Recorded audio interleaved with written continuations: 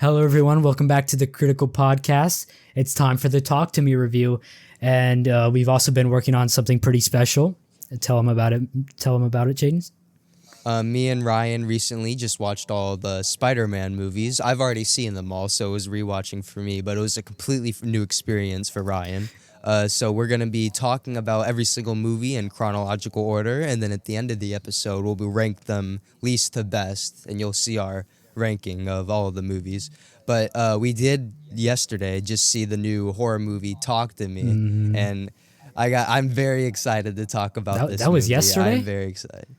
Wasn't it yesterday? I think so, yeah. I thought it was like 2 days ago. Well, it is. We are filming this at 2 a.m. Technically, it was 2 days ago. Yeah. But, so we're going to be ranking every Spider-Man movie, so stick around after the Talk to Me review for that. But I think we should just get straight into Talk to Me. I really want to talk about this movie. All right, let's talk about it then. 3, 2, 1. 8 out of 10. 8.5. 8.5. Okay, nice. I had some issues with it. I know a lot of you guys were talking really good about it, but like I honestly didn't see what was so special about it compared to other horror movies. It was definitely a lot better than most horror movies, in my opinion. It was better than Insidious: The Red Door. If you want to see a horror movie, then I definitely consider going to watch this one over Insidious, Mid-Sidious. But yeah, I had some problems with it. What did you think? So obviously this was a movie made by two YouTubers who I've known of my whole life. I remember I was in the car, a road trip or something, and my dad showed me the Ronald McDonald RackaRacka videos where they're just going crazy, and I thought it was hilarious. And I've known about him ever since I was a youngling. And I was super excited when I heard he was making a horror movie. Like as soon as I heard RackaRacka was gonna be involved with it, I knew it was gonna be a banger. Are those videos the same ones you showed me back when we were younger? They were the same ones. Yes. Did he do the who was the guy who did the it was like they say the burgers are better, and then the that was him. That was the scary Van McDonald's ad. That's what the video. It's hilarious. I loved that. Please go check out his content. Hilarious. But it's so interesting to see two YouTubers. They've been on YouTube for a while, and they made it the Hollywood film. That is fucking crazy. The film was made by them completely from scratch. Like they didn't have they had people helping them and whatnot, but I watched a little bit of their videos. Their CGI looks to be pretty good. I mean, those are just YouTube videos, so I wouldn't work on the CGI too much, but it was pretty good for a horror movie. You can definitely do a lot of good stuff with a low budget. And by the way, we won't be going over spoilers for the movie until later on. We'll just go over our initial thoughts and then talk about spoilers, just for if you're wanting to go see the movie. But yeah, it's just so amazing seeing two YouTubers evolve from this and already making a movie. They made it from scratch, and then A24, which has made a ton of other great projects. They made the show Beef, which we watched recently, but the A24 saw this movie and they picked it up immediately. They saw it and they thought it was perfect. Hold on. I was watching a video on RackaRacka, and they were like, it was about the making of the movie, and they looked like they had so much fun making this movie. I haven't watched that video because I didn't want to spoil myself on that, but I should watch it now. I didn't watch it. I did not know they made Beef. You never told me that. Yeah, A24 has made a lot of iconic things, A24. I thought you meant the YouTubers. No. A24 that would have been insane. Is the company. Yeah, that would have. But it also, this was very surprising. Everybody in this film was Australian. The people who made this film were Australian, and I thought all the acting was perfect. The Australian people. I thought it was very good. Australians can act. They can. I thought it was very interesting, but apparently there was a bunch more. You'll know what I'm talking about immediately, but the very violent scenes in the movie. I was watching on the behind the scenes. They were talking about they were going to be so much worse. I wish they were. I wish they were. That would have been more eye catching, more interesting. The thing is, I love the way they do it in the film. I love how they don't overdo it. I feel like a lot of films try to overdo their horror, but they only have really one bad vulgar scene, but when you see it, it sticks with you the entire movie.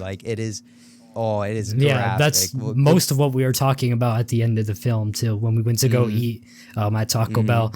And you think like Terrifier 2 overdid it?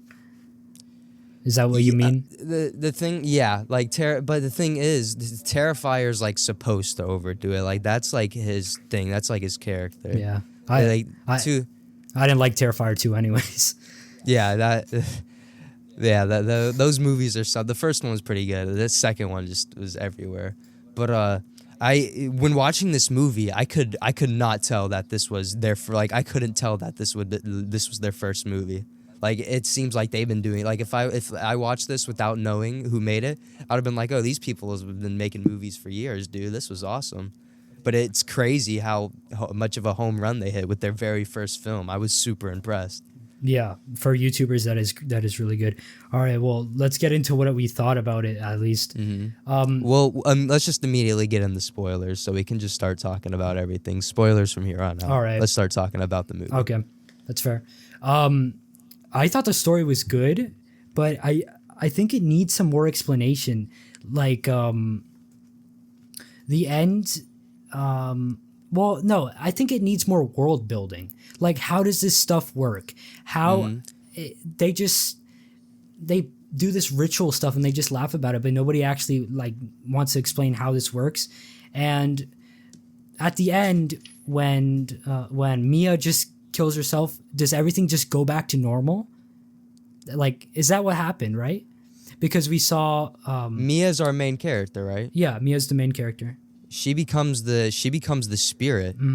She becomes one of the many spirits that you see when you hold the hand. That's actually one of the many things I loved about the movie is how they kept everything kind of ominous and a mystery. And why I liked it is because like if you don't really give they didn't give any context to the hand whatsoever, No. where it come from, and it's just like you could run into that like any time. Like it's not realistic, but it's like something that could very much happen. Like there was like no lore behind it. Like we know nothing about it. Like it's kind of scary. I liked how they didn't try to get like that's what a lot of other horror movies do. They try to like get into the origin of the demonic stuff and whatnot. I just liked how this one was just straightforward. And even like when the scary stuff, gory stuff isn't happening, I really loved the story. I thought the story was excellent. I was about hooked the whole time. I do like explanation to things, though. If you don't go too much in depth about it, then I like it. Like I expected the hand to come from that guy at the beginning scene, who stabbed himself. Remember? Oh, I love the opening scene. Pulled me in that party scene, and then the guy. And I like how they tie them in by the end of the movie. When the guy stabs himself, doesn't he stab his brother, the guy who was looking for him? Yeah, he does. Does he? So he survives that? Mm-hmm. I didn't expect shows up that at the end. Yeah, that was very interesting. I like how he showed that up, opening though. scene had me hooked. I expected the hand to come from him because they said that the hand came from a guy who could previously talk to spirits. I thought they were gonna do like an origin thing where it came from that guy, but they didn't. They never explained where the hand came from, which is one of my issues with the movie.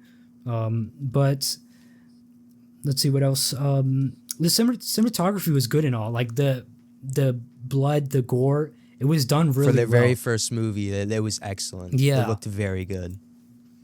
Oh my God. You want to talk about that one scene though?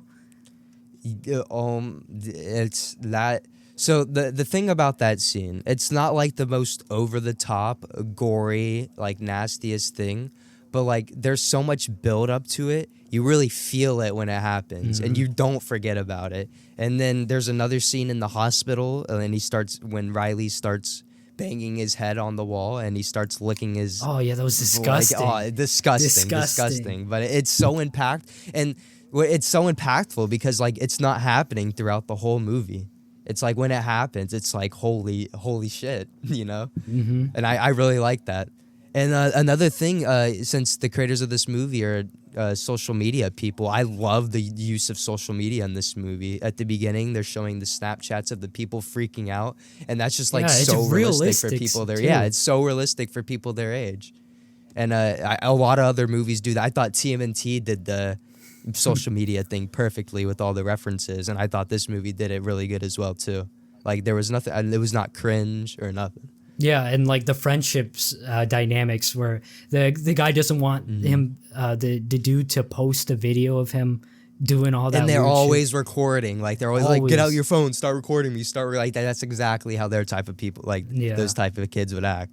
Definitely those type Very of people. realistic. I love that. That one dude, like, so the guy at the beginning, which was the guy who stabbed himself, he that originated from the hand thing, and that that other dude who had the hand, who owns the hand, you know who I'm talking about? I'm not sure. It's that it's the black dude. Oh yeah. Yeah, it was explained that he was there. By the way. He was there when that happened. He was the reason that the first guy at the beginning got possessed. I'm sorry if I'm kind of confusing you. No. I understand. But like, what was I gonna say? It was like, kind of forgot where I was going with this. One thing I had to say was you may be thinking in the movie like, why in the hell are these people even doing this? Like, it looks horrifying. Like if I was sitting there and I saw someone getting possessed and the black eyes and the head things and the screaming, I would be like, no, But the characters in this movie are like all teenagers that are kind of like going through stuff and like they want to feel something. And then like one of the first times one of the people hold on to the hand, they say like it's like being high. And like they like it obviously gives them a certain kind of feeling that makes them want to keep going. Yeah, I think it's that thrill, something so new. This movie was so original. Like I've never seen like any of this stuff done before. I it was like, oh my god, like best horror movie I've seen in decades easily. Probably in my top 5, maybe like top 7 horror movies of all time. Yeah, when people ask me what's my favorite horror movie, I really have a hard time thinking of that because oftentimes I just remember of bad horror movies. Like you got to watch Friday the 13th movies and all the other classics. I really like the demonic stuff though. Like I know you prefer that stuff. Well, have you seen Hereditary? No. We got to watch her. That's a demonic movie that I'm actually really interested. I heard it's very good. And there's an actor from Oppenheimer. I've watched a lot of horror movies though. I don't think I could say my favorite. Talk to Me, would you say Talk to Me is in your top 5? Probably. It was pretty good. Where would you, out of all the movies we've seen between The Flash, Across the Spider-Verse, Oppenheimer, TMNT, where would you put Talk to Me out of the 5? Above Flash, but under everything else. Really? You thought? I personally like this movie better than Oppenheimer. Really? Yeah, I thought. I thought. Go ahead. No, you go ahead. It's honestly personal preference for me. Like Oppenheimer, I love the movie, but did I rate Oppenheimer higher? I probably did. You did. But I think they're on the same level. No. You rated them the same. Yeah, I think they're on the same exact level. But if I was at head point, you know what I mean? And I had to choose one, I would probably choose Talk to Me because I just got way more like the whole time I was on the edge of my seat. It wasn't too long though. It wasn't too long. It was the perfect length. About an hour and a half. Perfect. And they could have added more to explain the origins of the sand thing.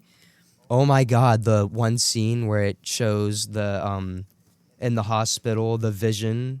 You know what I'm talking about? The vision where it shows Riley being that was tortured awful. Oh my god. It was so well done and so impactful. That was terrible. All the old people designs and like the nasty looking people were excellent. There was one guy sitting next to us, this old guy. I don't know if he left because he thought the movie was bad, but he got up halfway through the movie after one of the hand scenes and he never came back. He was scared. Then it was like a 50-year-old man too scared to come back. But oh my god, Mia had to go through so much. Like her story is so sad, but it's so excellent. The guilt she had to deal with being responsible for what happened to Riley. That is, I'm sure a lot of people can probably like relate to that too. Whether even if it's like a drug thing too, and her mom, the story with her mom, so sad. I'm pretty sure that it was a demon pretending to be her mom. I think that's confirmed. You think that? Honestly, the thing with her dad was honestly more sad because then she ends up accidentally killing her at the That end, was so which is sad. awful. She has the conversation with them too about the mother. It's awful. Like I think everything. after that she just realized like she has nothing left. All she needs to do now is try to save Riley. One thing I want to. There was not a lot of jump scares in this movie. There was like one, maybe two, and you expect to have jump scares in horror movies, but this one is just. I'm so glad it wasn't overfilled with jump scares. Like I thought the scares it did were perfectly. I thought everything about. I thought I'm glad it wasn't overfilled with jump scares. For 'Cause I know someone a like lot of horror me, movies try doing that. for someone like me who's seen a lot of horror movies, it wasn't scary to me, but I can see how people who don't really see horror movies that much, it can be scary to them. I definitely wish it was scarier. Yeah, But it's not that easy to make something scary. it was, but it's not scary. But when when you were sat next to me this time, but I'm sure you saw like when that eye scene started happening, like I got back and I was like, ugh, like I was like, oh my god, like it's like gives you that reaction, but it's not scary. But Yeah, it was so good, such a great movie. but I still need some explanation for the end. Did The everything I let go you back? in ending is so good. I love the ending where she says I let you in and then it ends. I thought that was really good. Oh, damn! Did she say I let you in? Oh yeah, Yeah, at the very end, the dude Mia did says, say "I I let let you Mhm. in. But everything went back to normal, right? Because you saw Riley, like he was fine, his face was fine, and he was in his bed, like up, smiling, talking to his family, or was that just a vision? That was just. I'd assume that was just a vision. Riley's face after it's all beat up. Oh my god! Like it looks like. I love the way like not anything weird, but like it looks so real. Mm-hmm. Like oh my god. The I did feel like the ending kind of came fast. Usually in horror movies, I feel like there's like this big build up to the ending, like this big thing that happens, but this it kind of just came. Would you be interested to see a sequel of this? I don't think so. I think it's best left how it is. It would be interesting, but I agree. I think Maybe it's like a best left how it prequel. is. Maybe a prequel. Interesting. That one dog scene where you know what I'm talking about, disgusting. And then there was the toes scene, like oh my, there was just so much gross stuff in this movie. But like I was immersed into this movie. Like I like there's not a lot of movies that like I'm sitting there and I feel like I'm like there, but like yeah, I was very immersed into this movie. It was definitely good. I liked it. And then that one scene where she's like first seeing visions of her mom and then the mom's cuddling with her in bed while she's sleeping, while she's by herself. So creepy. This movie was creepy the entire time. I don't remember that with the mom cuddling with her. I noticed you taking notes when that happened. I was gonna say that. I was gonna tap on you and say something, but I didn't. I wasn't gonna break your immersion. Is that like what I how missed? was immersed. I think I looked up and then you said I missed something. I don't know. Probably, but I remember you were taking notes at some parts, but it's worth it. We got some good notes in. But yeah, the killing her dad thing was crazy. The tie-in to the people at the beginning of the movie coming back. Well, one guy coming back at the end was wild. Anything else you want to say about sad. this movie? Yeah, I love Mia's character because she can't. Such a great actor for a great actor, and she can't grasp that her mom really did commit suicide. She really wants to hold on to the belief that it was an accident, and the demons are using that against her and trying to convince her to do all these things, and it's so impactful. I love that. Very. Yeah. All right. Well, and anything else? I think it's time. You think it's time? Oh God. I'm excited for this. So obviously I've rewatched all the movies. You never seen them. I don't know how you feel. I have seen a lot. I don't think I've ever seen TASM or the Amazing Spider-Man movies. I do remember some scenes from it. So I might have saw it when it came on TV, but not much. What about the original? The original 3, I think I've watched 1 and 2, but that's it. And you've never seen No Way Home? No, I've watched Homecoming, Far From Home, but never No Way Home. So we'll get this done quick. 5 quick Spider-Man related questions I want to ask you before you start. So what was your favorite Spider-Man suit out of all the ones we saw? They were all pretty similar. I like the Andrew Garfield Spider-Man suit a decent amount. I think probably Which one? Which one? Oh, they were different? There was TASM 1 suit and then TASM 2 suit. They were different. I didn't notice. The TASM 1 suit had the yellow eyes. Yellow eyes? Look up the TASM. What? There's no way. Did we not watch the same movie? Look up TASM 1 suit. The one with the yellow it has, eyes. like, I golden personally love it. eyes? People don't like it, but I love the TASM 1 suit. There's supposed to be quick questions, Ryan. Okay, We gotta get to the rankings. I'm sorry. I didn't notice that it changed. You're fine. TASM 2. And then the TASM 2. The TASM 2 one's the best Spider-Man suit of all. One of the best Spider-Man suits of all time. Yeah, that's a Andrew your great answer? Spider-Man suit right there. I like the golden eyes though. Yeah, I know. I love that. I don't know why people don't like it. I don't like the how the red just ends right here. It doesn't wrap around like the TASM 2 suit though. Second question, what's your second favorite suit? Last time I'm asking about a suit. Probably the MCU like metal one. The Iron Spider one? Yeah. You're out of your mind. It's way too CGI. I think it's way too CGI for Spider-Man. Well, if it wasn't CGI, it would look good. But I don't think it looked bad in CGI anyways. I don't think it looks bad. I just think it's too CGI for me. But I it's not awful. Which out of the 3 actors, who do you think was the best actor? Best actor? I gotta say probably Tom Holland, to be honest. They were all good though. No. No, what do you think? I mean, I like Tom, but he's easily the number 3. You can't top Toby and Andrew's movies. We're not talking about the movies though. We're talking about yeah, acting. well, the same thing. Actors like that, like I'm clicking the pen. Tom Holland acts like a child for half the movies, whining. Well, I still think the acting is good. It's good, but it's not better than Andrew's He's not acting whining with the whole thing with through the Gwen. movies. Okay, yeah, that was good. I like Andrew's acting, especially in the second movie. Who did you think was the best villain? So hard one. Are you sure? I don't think it's that hard. Oh, Green Goblin. Great answer. Yeah. Great answer. I forgot. That's not hard when you think about him. Who is your favorite love interest? Why do you have your light turned off? Because my sister turned it off. I forgot to turn it back off. Jeez. All right. Your favorite love interest? Gwen. From the I agree. From the TASM Amazing movies. Spider-Man. Yes. All right. Let's start off with the very first Spider-Man from 2002, Tobey Maguire's movie.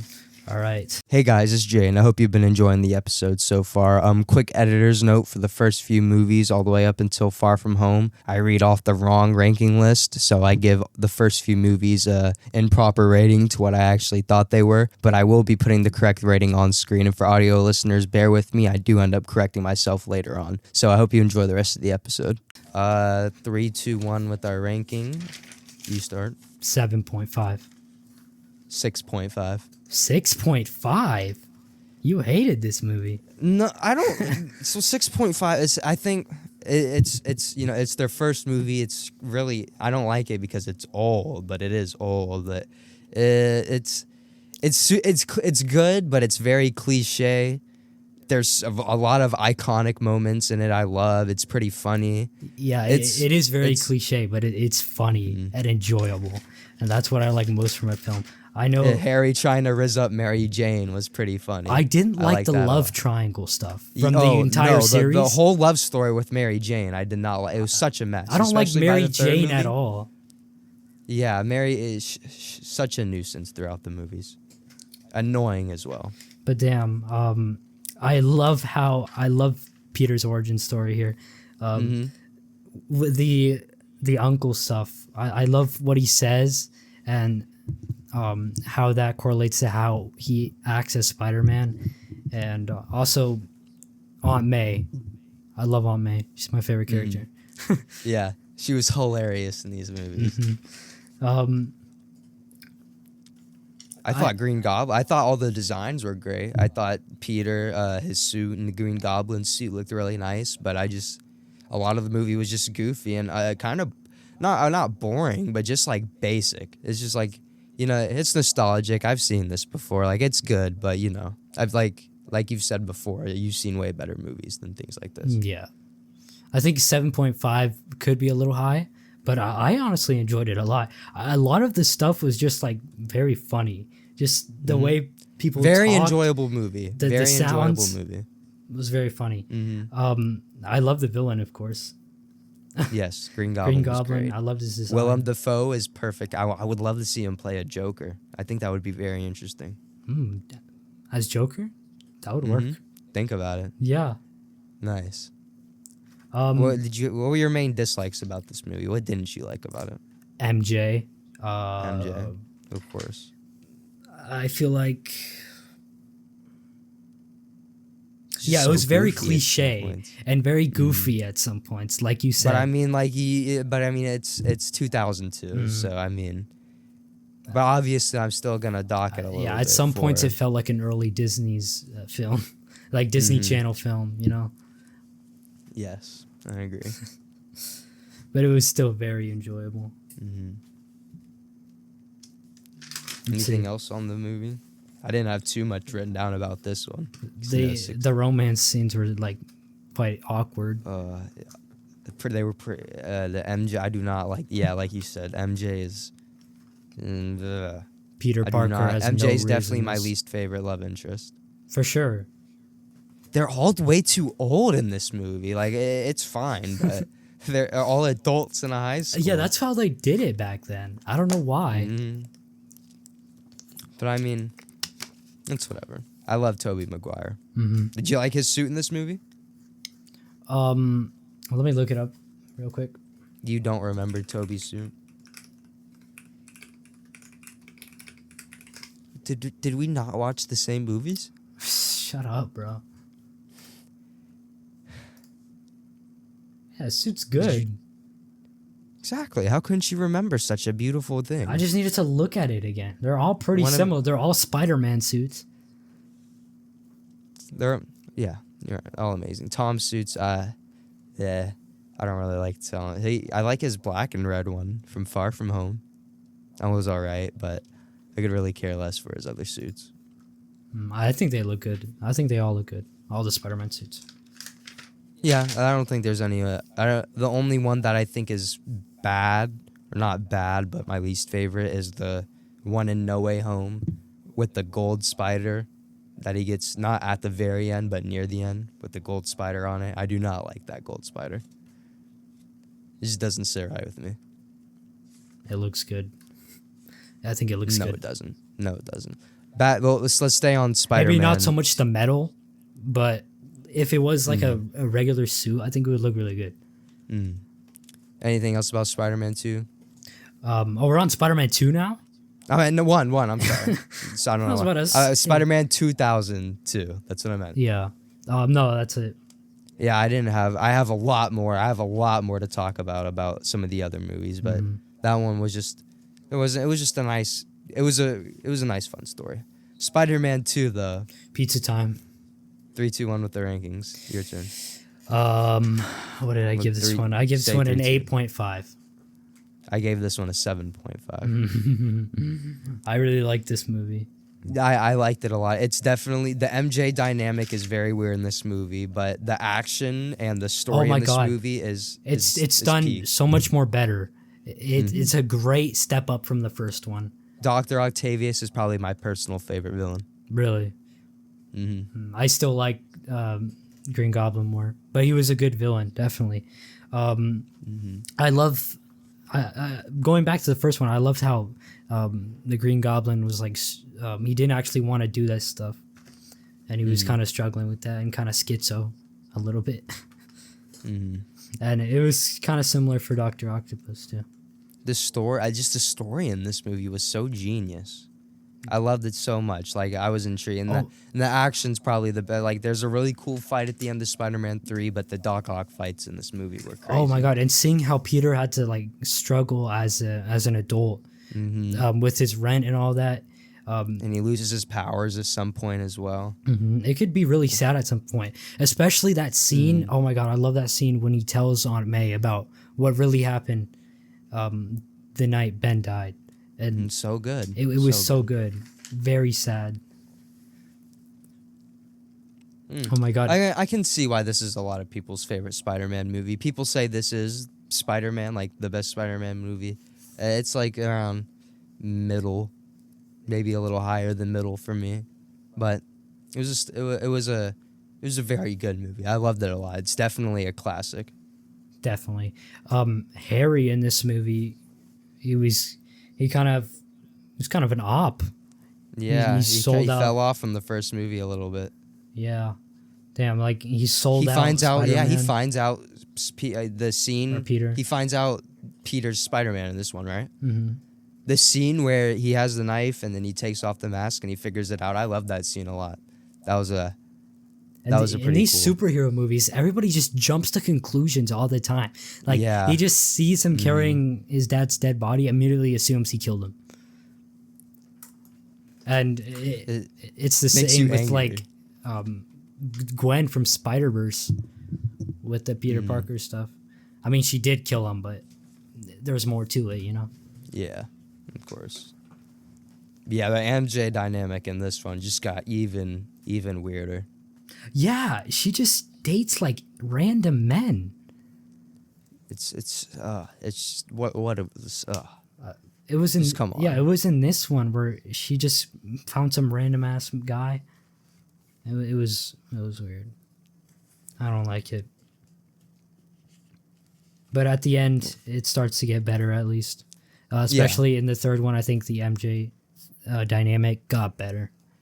It's still weird, but I can agree. It gets better. Oh my god. I love I love some of the action. Coffee scene. Yeah, in the coffee shop scene where the spider senses go off and then the car just I love how they had it in Spider-Verse for a second too, with the Peter Parker introduction at the very start of the movie. You get to see him punch the car or dodge the car like he did in this movie.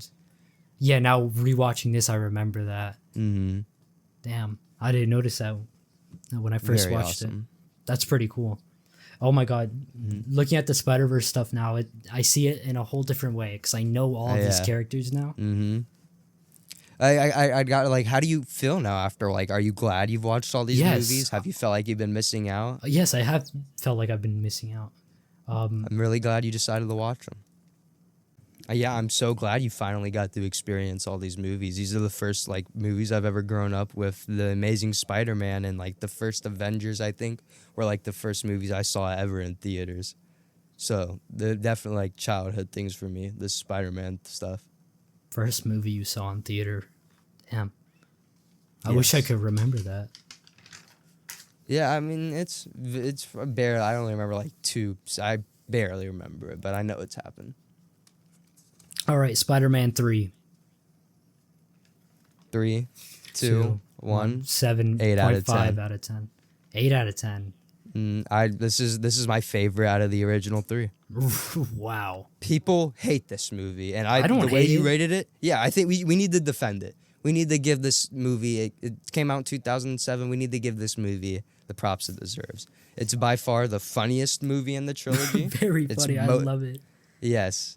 This is something else. So funny. I'm going to put some dirt in your eye. It's definitely by far the most entertaining. The one-liners are great. Yes, the one-liners are great. So entertaining. Dude, those are the main points. It's the funniest, so entertaining. I like how they finally get into the Harry fight at the very start of the movie. You get to see Harry and Spider-Man fight after the two movies have built up. And then you get the Sandman looked awesome in the movie. I really liked the way he moved around and like you could see like it zoomed out of the part like the sand particles. I don't like Sandman. I think he was unnecessary, to be honest. You thought Sandman was unnecessary? Yes. I think Venom was unnecessary. I think this movie would be a lot better if they just took Venom out of it. Well, I like the symbiote stuff though. That's like a big part of the movie. Yeah, I mean the symbiote stuff is fine, but it's honestly what makes this movie a little bit of a mess because Peter has I to don't deal think with so. the symbiote. I think if they just remove Sandman, it's so unnecessary. Like, The ending with Sandman was great, where he fades away and he has the locket in his hand. yeah, but he gets- they could have directed it a different way, even if the ending was good, which I do agree with you on that. It was a decent ending, but they could have directed it a whole way without Sandman. And The ending fight with Sandman was so cool. It wouldn't have been nearly as cool if you didn't have the big Sandman. no, they could have, like I said, they could have had something else there. I thought Venom was fine, like the way, like when he screeched, it was kind of, like that's Venom. But I'd much rather have Venom taken out of the movie as opposed to Sandman. I thought I could see where you're If coming Venom from. did more, then I would have liked him more than Sandman. Sandman looked awesome though. His actor was great. His story was great. Like you feel bad for him. I thought I could definitely see where you're coming from about how like he's just a little bit unnecessary, but I thought what they ended up doing with them was great. And No, it wasn't. I don't think they needed to change up the backstory with Ben and all that. Oh my God, so stupid. That was definitely a down part of the movie for like everybody. You They agree with changed me the on that? backstory. Yeah, awful. That was terrible. I really like the symbiote fight scenes where he's fighting Sandman at the end, shoving his face, not at the end, but in like the middle of the movie where he's shoving his head into the train. Like he's trying to kill him basically when the symbiote's taking over. It's awesome. And I love the symbiote suit as well. His black symbiote suit's one of probably his best suit of all time. I should have rated that the highest. Mm-hmm. Yeah, that's the highest. That's my favorite. But, I liked a lot. Harry finally dies in this movie. How'd you feel about that? Yeah, that was sad. He did want to help Peter at the end. That's right. I'm right in saying that they joined forces at the end, right? Yeah, we can both agree that this movie's a mess. There's way Yes, they try to there's have so way much too much in happening. it. Yeah, it was so much happening. And I will then say, I think it would have worked if they did get rid of Venom or Sandman. Like, if they could have done something else either way. And it would have been a little bit better. Less of a mess. But I don't want to get rid of the symbiote stuff because it's so fun. It was very fun. I love the scene where he's dancing, and you know what I'm talking about. Yes, we were all dancing when we saw that scene. Course. Amazing. Anything else major you want to bring up about this movie? No, that's it. Let's move on to Now, TASM. TASM 2012. I have a little bit more to say about this one. You start off 3, 2, 1. All right, 3, 2, 1. 8 out of 10. 7 out of 10. Okay. Okay. Start off with what you liked about it. I immediately liked how they gave more of a background to how Peter was as a kid and when his parents left, because that will be important I thought the later parent stuff was so unnecessary. on. Really? I think that would have made something that would have made the movies better if just the parent stuff weren't there. Like the parents being the origin of the spiders and stuff. I mean, it's fine, but it's at some points it makes it boring and off-putting. Sometimes it makes it boring and like just like, well, come on. It's like a Venom being unnecessary. This parent stuff is just so unnecessary. I feel like they didn't need it, and that's one part why a lot of people don't like these movies. I think it would have been good if they added some villain attached to it. But what I'm saying is, I agree. I like that. I like the mystery that they set up at the beginning. Yeah. But they didn't really do much with it in the first movie, at least. And I like Andrew Garfield a lot. I think he makes a good Spider-Man. He's my favorite Spider-Man. I love Andrew Garfield. He's in my opinion, he's easily the best Spider-Man. But in the first movie, I feel like his dialogue is off. I feel like he just talks strangely. Yeah, but he's supposed to be like a nerdy, geeky teen. The way Maybe that's why. I liked Tobey Maguire's way of doing his nerdy stuff. I just felt it was it was very funny. We and didn't even charming. talk about his organic webs. Oh my god, I don't like the organic webs. Yeah, I like I love the web shooters in this movie. The red circle on it. I really like the train scene at the start where he first gets his powers and like he's accidentally beating up everybody on the train. His hands sticking to stuff. He wakes up and he's twitching and stuff. That was all really fun stuff. Yeah, that was good. I liked it, but yeah, I just didn't really like the dialogue that much, and I felt the villain was. I didn't really like the villain. Yeah, I can see the lizard wasn't. I thought the lizard was fine. He was decently cool. He was cool at best, or fine at best. I honestly don't think the CGI was that good. It wasn't amazing, but it was better than the Toby's. I honestly think it was on par with the Toby stuff. The later Toby stuff, at least. The lizard looked fairly cool. The lizard looked alright. It's just like the Spider-Man stuff and him swinging around. It wasn't that good. And I really liked the swing scene at the end. I really liked. He doesn't do too much swinging, but the one at the end I liked a lot. And when he's swinging on the cranes at the end of the movie, they get the Oscorp. I like that a lot. The fight scenes I didn't like. Some of the fight scenes were just not that good. The first fight scene with the villain, the lizard guy. What's his name? Forgot. The lizard, Dr. Connors. The lizard. I didn't like it with him in the sewer or anything. I liked that one sewer scene where he gets all the webs in all the different directions, and then like he's looking for the one that moves so he knows which way in the tunnel to go. That was creative. I did like that. Yeah, I like that stuff a lot, and I love the kid in the car scene where has the cars webbed up to the bridge, and he has that kid put on the mask, and he saves him. That was beautiful. One of the best scenes in the movie. Yeah, you're making me rethink my rating for this. Yeah, people hate this movie, and I don't understand why. I love the townspeople helping by the end of it, getting all the cranes out. The swing, I like the swinging scenes in this movie. I didn't think they were too bad. I felt I had a hard time connecting with Peter. In this one, he was way too cool. He was way too cool. I feel like he's way too cool and too handsome to be Peter Parker. Yeah, I agree, but I don't think that's bad. It's not. Yeah, it's not necessarily bad. This when like he's skateboarding and stuff in the halls, and he's doing that one skateboard scene. It's like, oh, this guy's awesome. Mm-hmm. Like, Peter Parker's supposed to be a nerd, wimp, but this guy's fucking cool. Yeah, and fuck, I keep forgetting what I'm gonna say.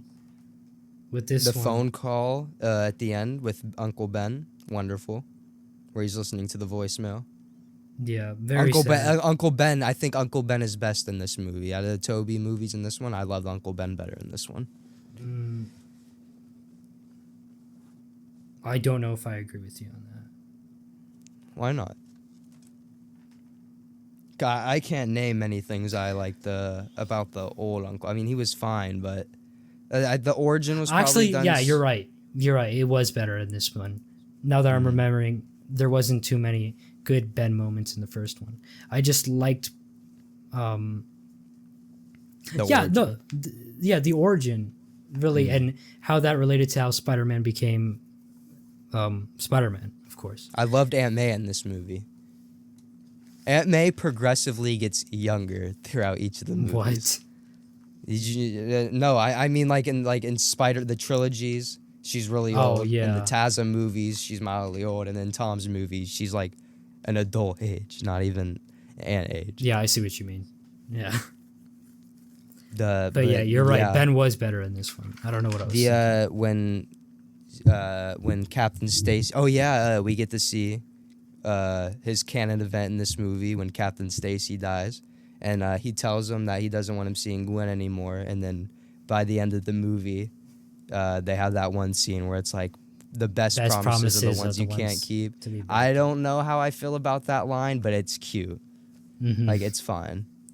I like the romance in this much better. Yeah, the romance in this movie's done best. Gwen is my easily favorite romance character in this, and Easily. in the Spider-Man movies, and yeah, I love the romance. It's great, especially in the second one. It's much better. So good. Should we go on the TASM 2 or anything else you want to say? No, let's go on to TASM 2. The most hated Spider-Man movie. I am excited to see how you feel about this one. All right, 3, 2, 1. 3, 2, 1. 9 out of 10. 8.8 out of 10. Nice. All right. I thought it was an improvement. I thought it was better. Immediately, I saw that the action and the CGI was much better. The swinging start at the very start is one of the best scenes in all the movies. I agree. I loved it. It was so good. So good. So good. Best swinging. Oh my god. And immediately the dialogue problem I had was fixed. The soundtrack was so good. Like the bum bum bum bum bum bum. Like when he's swinging and it's doing that Spider-Man theme. It's so good. I really got to start listening into soundtracks. I miss him a lot. Until the second rewatch, I don't usually listen to the soundtracks. I don't know why. This movie is, people don't like this movie, but this movie is Spider-Man. You get him saving random townspeople. Like, it's, you get him swinging like Spider-Man, like he acts like Spider-Man. He has the quips like Spider-Man. That one scene where he's in the back of the truck and he's like trying to grab all those orange thingies that they're trying to steal at the start, and he's like webbing all of them together and like trying to hold all of them. He's like, come to daddy, like that. It's so good. It like looks so good, and it's literally Spider-Man. Like, that's Spider-Man. That's what he should be doing. I love it. I love how Peter's dealing with that inner conflict with what Gwen's dad has said, but they break it anyways. They broke up in this, right? No, they break up, they get back together, and then she dies at the end of the movie. How did you feel about that way? How did you feel about Gwen dying at the end of the movie? I thought it was decent. Like, I thought it was really well done and very sad.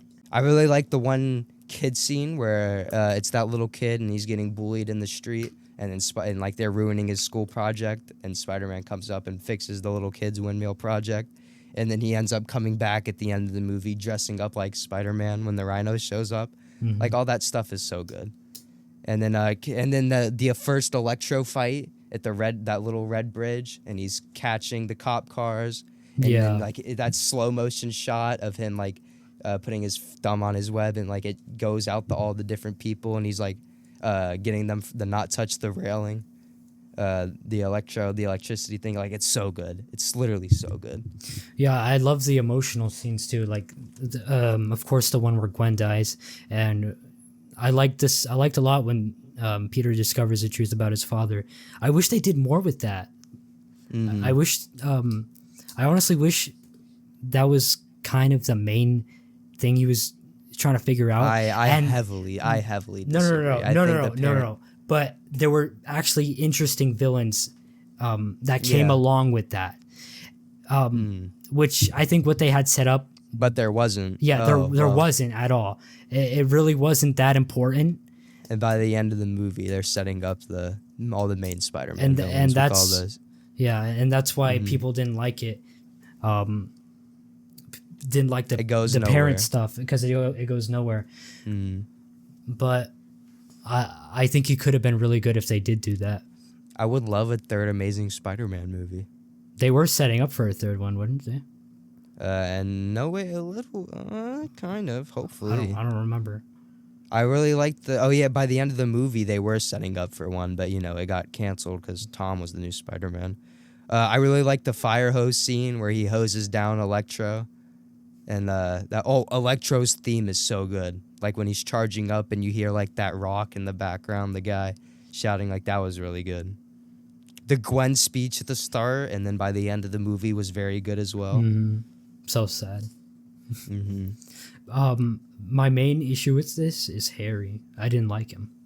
Yeah, people do not like Harry in this movie. I agree with you. I thought Electro was a good villain until Harry showed up, and I think Harry, like, when Harry shows up, everything just kind of starts And he comes out of absolutely nowhere. I was just so uninterested with the Harry stuff. Yeah, it's just Drags like, down the movie a lot. actually, he has this friend He's called so Harry. dumb. Harry is so dumb in this movie. Yeah, he's kind of a bitch. He's so stupid. I didn't like that at all. The romance I love. I love a lot. The train scene with his parents when he's figuring out about the stuff with his dad, that just took me out of the movie. Really? That whole train thing, yeah, that was like, just still with the parents thing, and like I rewatched this movie, so knowing it goes nowhere, I really like the "I love you" at the end on the bridge where he does the "I love you" in webs. That was really cute. I like the parent stuff. I mean, I like that train scene. I thought it was very emotional, but now that it went nowhere, really, then I see why. And I like it less because of that. I mean, I guess sort of like if it's like in porn, but it's just boring to me. It's just not Spider-Man. Yeah, it really didn't do much. He just figured out what happened, and it had nothing to do with the villains or anything. Even though Harry wasn't the greatest villain, I liked the fight with him in the clock tower at the very end. That was a very fun fight scene. It was.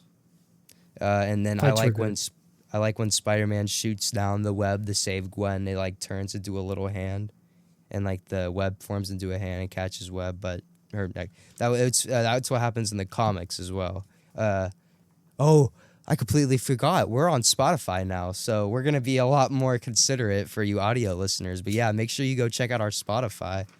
We finally got that set up, but I got a Spider-Man comic, and one of them kind of inspired off the Gwen Stacy death, and it's one of the best of all time. It's such a good storyline. But I thought the Gwen stuff in this movie was so good. I loved it all. I love Gwen. In this movie, great characters. I love the Electro fight near the end of the movie, the itsy bitsy spider beat, and he's like shocking him through all like those power thingies. I thought that was really fun. The swinging in slow motion when he's dodging Electro stuff was amazing. Oh my god, I love this. Is one of the best. This is easily one of the best Spider-Man movies. This is like near the top of my list for me. Let me look at my list. It was up there.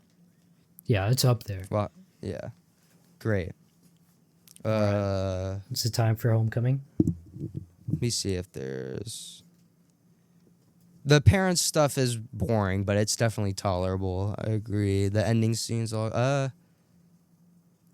One last thing I want to talk about. I thought when Harry takes the serum to become a Green Goblin, I thought it looked kind of cool. But other than that, yeah, I'm ready to talk about Homecoming. All right. We've already been going for almost an hour. Yeah, I know. It's all right. It's all right. Let's continue. Yeah. Almost done. 3, 2, 1. Spider-Man: Homecoming. All right. 1 second. All right. 3, 2, 1. 8 out of 10. 6.5. Really? Yeah, I did not like that. It's watchable. It's fine, but I did not like this I thought it was really fun. Tell me what you liked about it. I love the comedy. Especially in Far From Home. I thought it was really funny. It's decent. It's comedic at moments. Yeah. At moments is funny. Like the Lego scene at the start where Ned's coming up with them talking about the Lego stuff in the Death Star was pretty funny. And just the little things, like the school news thing, that was funny. And just like small details, like he had like that big ass hall pass sign. Those small details were just funny. It made me giggle. The hat, remember the hat that gave Ned confidence? Yes. Hilarious. But that was and then when May drops him off at the movies, he's like, "Bye, May." Ned is so funny. I love Ned. Ned is much better than Harry. I like him making his webs in class during the start of the movie, despite him being given literally everything in this movie. Yeah, but go on more things. You were talking about that. I thought it was fun. I know it strayed very much from the Spider-Man stuff that we saw in TSA, TASM and Spider-Man, but I liked it. It was a refresher after I saw those both. Something It's new. definitely a refresher, but I just don't like the direction they went with it. It's just personally not Spider-Man to me. Like at the start, he's like constantly like calling Hogan at the start and talking to Hogan. That's not Spider-Man. I think this movie is good for like the first 10, 15, like it's fine for the first 10 to 15 minutes at the start. Like I like the opening Peter film where it's just like recapping a little bit of Civil War and showing Happy. Mm-hmm. That's fine, but after the first 10 to 15 minutes, it just goes down and down for me. He's given it, like, it's not Spider-Man. He's being given everything. Iron Man's constantly saving him. He saves him in the first Vulture fight, and then he saves him at the I was boat really thing. frustrated with that. But now Yeah. after the movie, I kind of understand because he's kind of learning still.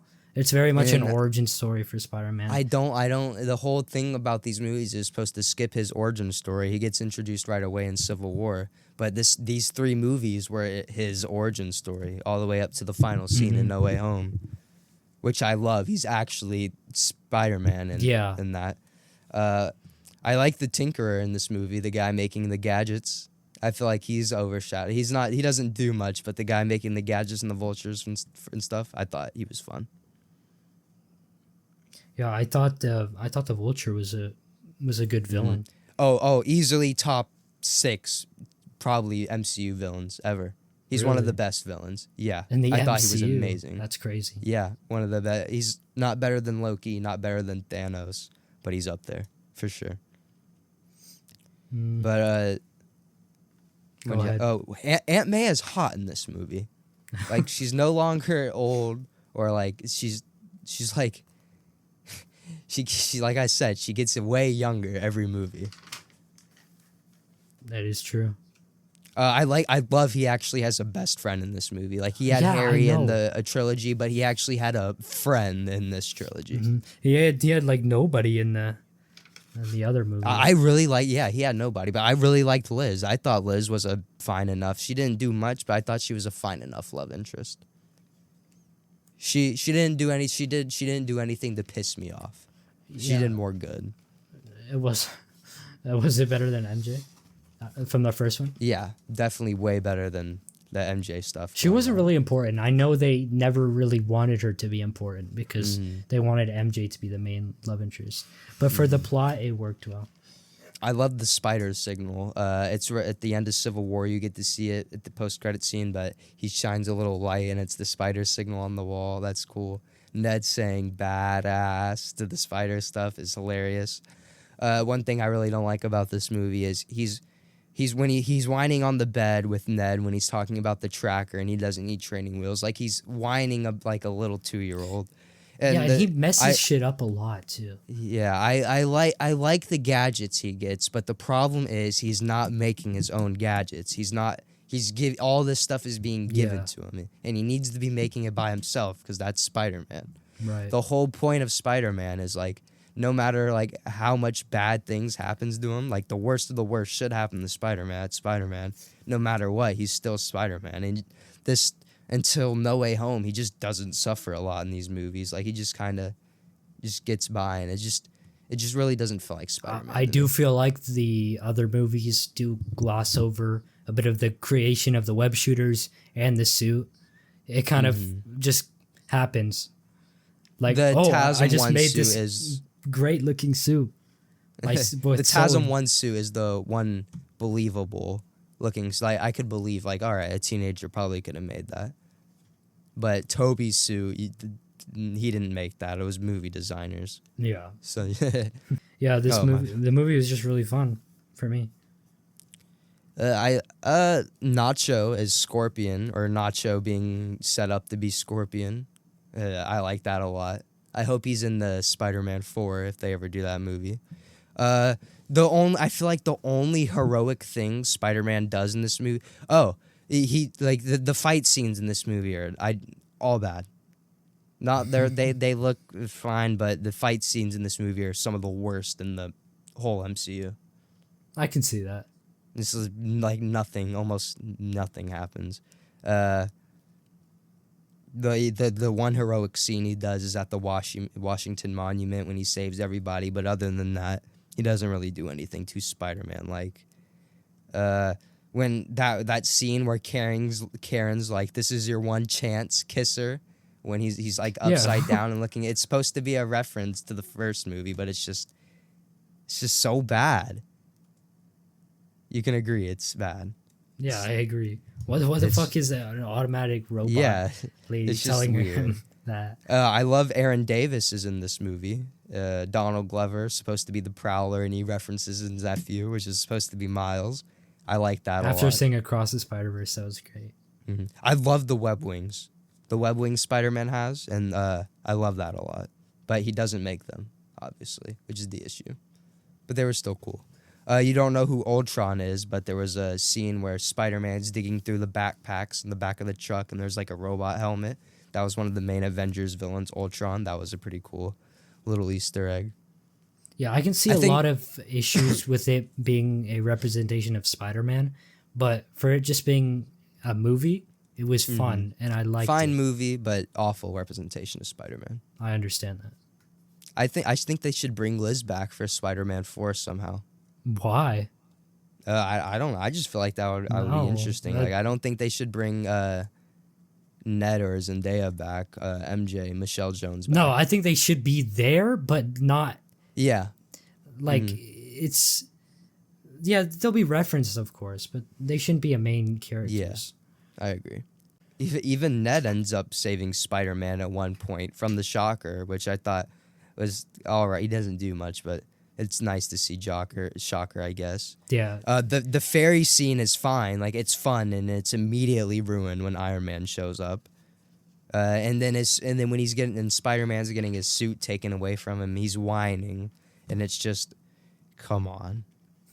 Just, he's always whining, and especially like in the first two movies, he's always whining, and it annoys me.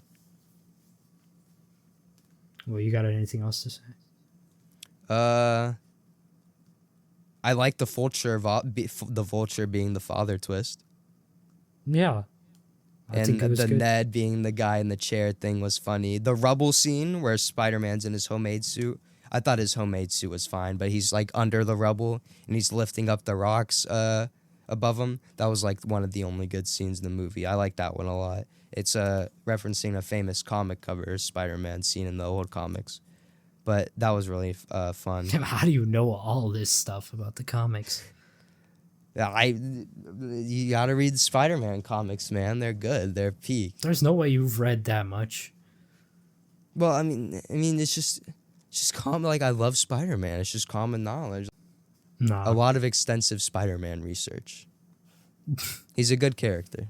Yeah, I understand. If you like something, you'll end up knowing a lot somehow. Oh, I feel like a lot of this movie is stuff that looks cool, but it just actually isn't cool. I feel like that's what a lot of this movie is. I like seeing the new Avengers Tower at the end. It's fun. I don't know how I feel about May figuring out he's Spider-Man by the end of the movie, but I guess that's fine. But other than that, should we move on to Far From Home? I think we should. This movie was a surprise for me. Hold on.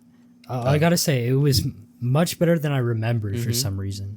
I gotta say yes as well. I agree. All right. I'm ready. 3. Oh my God. What? I've been giving false ratings the whole time.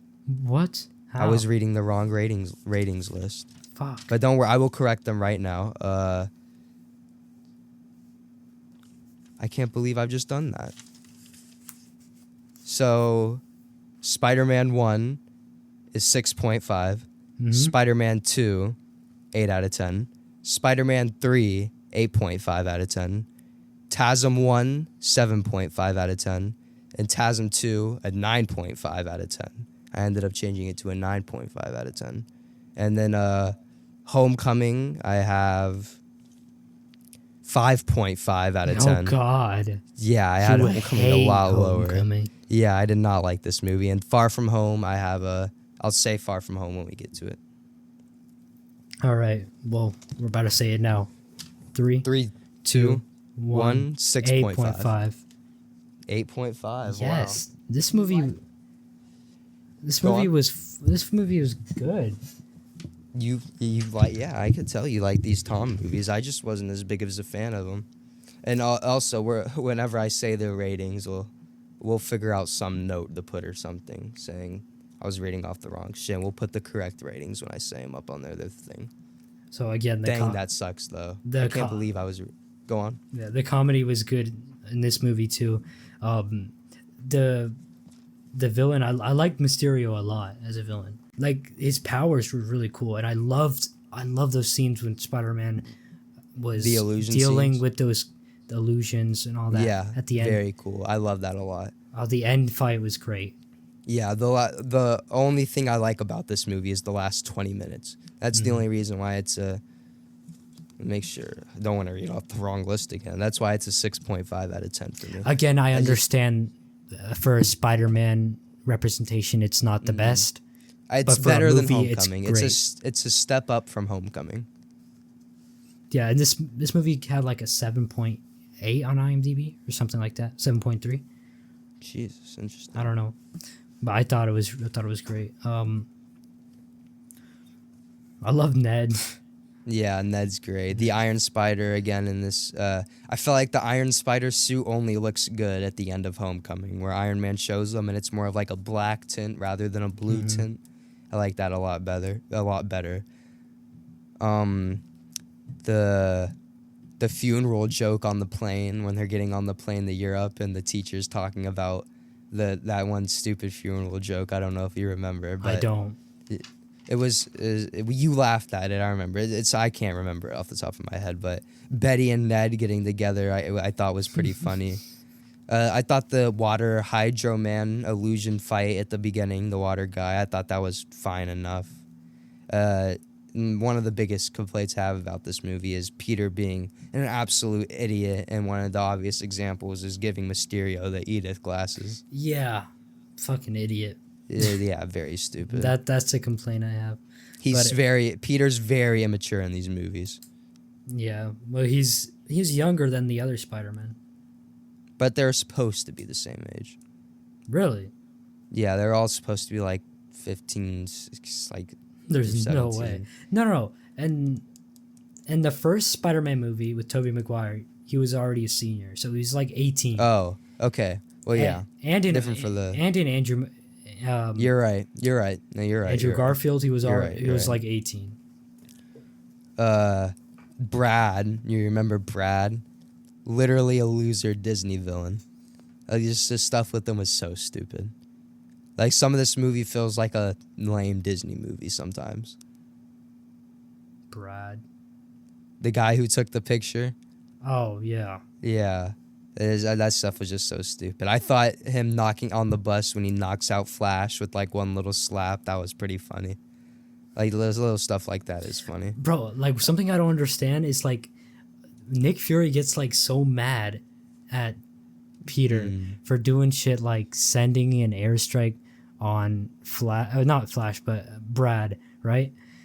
But, like, what a shitty their faulty system. Glasses. Yeah, I know. Like, those are some shitty glasses. They can just misunderstand you like that, and it's going to kill your entire family. And he doesn't try to explain himself. Like, they always do this to me. Like, when something goes, they just don't try to explain themselves for some reason. It just makes me angry.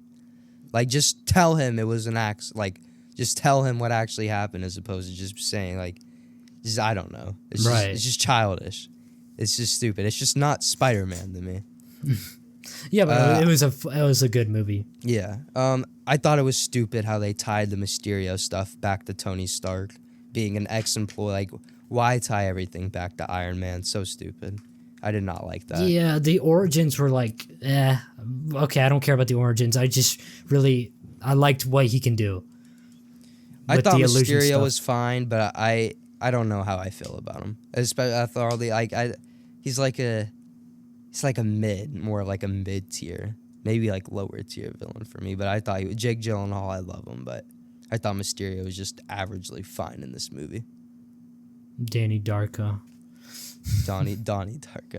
Spider-Man should be doing his own thing. Like, if he's like trying to like balance out this trip with his like Spider-Man life and all this stuff is going on. Spider-Man in the comics or any of like Toby or Andrew would easily give up that Europe trip to go like make sure everything was good. Like he would ditch that Europe trip easily. He would be in Europe, but not on the field trip with his classmates. Like it's just, I thought it was so stupid how he was just along with that for almost the whole movie. I understand that. You're making a lot of valid criticisms, I see. And another thing about Mysterio is they try to make him the twist villain. You can't really make Mysterio the twist villain. No. Like everybody. Yeah, I could tell immediately when I first met him, there was some villain energy to him. And exactly. I had watched that movie before, but I forgot who the villain was. I was like, I think this guy's the villain. Yeah. But, oh my god. When Peter uses his spider senses to dodge all the Mysterio shit. The drone, when he's destroying all the drones and stuff, excellent. That is the best scene in the entire movie. Yeah, best scene. All the stuff in the last 20 minutes is pretty good. Yeah. MJ was pretty good in this movie. Yeah, I like MJ as a love interest. No Way Home? No Way Home. Oh, wait, no. We have... we will go through these very quickly, but we got to talk about the Venom movies. Let me make sure I have the proper ratings for them this time. Let me get them. All right. 3, 2, 1. 3, 2. First 1. Venom. 3, 2, 1. 7 6.5 out of 10. All right. Okay. This movie, I just wasn't in it. I just... Maybe because I watched all these movies and I was like burnt out, but and the change of pace of it being Venom, I just didn't like it. I get that. I like Eddie Brock personally as a character a lot. Like this stories in these movies aren't great, but Adam and Venom personally is that's why this movie's very low for me. We don't get too much Venom in this movie. There's Venom, like we don't even get to see Venom actually until the first hour of the movie, where he's holding the guy in the street. Like we don't get to see Venom for an hour, and then after we do get him, we only get to see him for like another 10, maybe 15 minutes. Yeah, the second movie was entirely Venom, like all through. Yeah, second movie was all Venom. I like Eddie and the symbiote. Like I like their dynamic. Eddie and Venom's dynamic because it's fun. Like I like how it's supposed to be a different person. Yeah, I just wasn't as interested, really. I wasn't. It starts to pick up for me in this movie when right after Eddie gets the symbiote, this movie starts to pick up for me. Like that fight scene in his apartment where like Venom's like fighting with him for the first time, and then it leads into like that big motorcycle chase. I thought all that stuff was really good. I'm having a hard time remembering it. Like, usually, if I'm, like, not having it for the first half of the movie, I just kind of zone out. I thought Venom saying when he's about to, like, jump down the building and it's the elevator, and then, like, Venom tells him to jump, and then he gets on the elevator, and Venom calls him a pussy. Stuff like that's funny. When all the FBI people are pointing the gun at him, and then he calls out Venom. He's like, mask. And then Venom's like, copy. And then like he just starts eating everybody. It's a little bit hard to see because you have the smoke going on and everywhere. And Venom's just kind of like flashing back and forth through the thing, tearing people up. But I thought it was decently cool. And I thought the symbiote villain in this movie, Riot, was decently cool. I don't know what to say. Venom movies are at the bottom of the list. Yeah, I don't blame you. It's a cool I thought concept, I think the first one's better than Far From Home and Homecoming. Really? Yeah, I think the first one's better than Tom's first 2 movies. Not for me. But yeah, we won't spend too much time on the Venom movie. Venom, Let There Be Carnage. Do 3, 2, 1. 6 out of 10. I have 4.5. Yeah, okay, 6 out of 10 was way too generous. You're right. Yeah. What would you... Oh, wait. Yeah, 4.5. I'll drop it down to a 4 out of 10. You're so right. I'm just... Yeah. I'm being way too generous. So at the very start, I like Venom. I'm going to show the amount of notes I had for this. Literally nothing. Because I just decided this movie's I hate it and I'm just gonna take a break for this one. I'm not gonna write down notes because I'm tired. I wrote down notes for all the other movies. I'm just gonna sit back and relax. We love you, audio listeners. But I at the start, Venom's fine. I like him singing and making breakfast. This movie is really goofy for me. Like at the very start, Venom starts drawing all that stuff, like that, like you know what I'm talking about, where he starts drawing all the bull crap at the start. That was just so stupid. I still love the Eddie and Venom dynamic until they get split apart. Yeah, that's the only thing I liked about this movie. Really. I didn't like Venom splitting apart from him, and like they had like Venom has like his whole own thing. I like all the lethal protector references. You mean like when they fight? When they fight is fine, but like when Venom's out on his own, not connected to Eddie, and he's like out in the party and stuff, it's just what the heck. Yeah, that party scene. I don't even know what was going on. Carnage was super cool. I liked Carnage in this movie. That was an up for me in this movie. Carnage looked really cool. Yeah, I didn't care. You didn't think Carnage looked cool? Yeah, of course he looked cool. But yeah, his character wasn't it was really stupid how his fingers go in the laptop and he starts hacking the thing.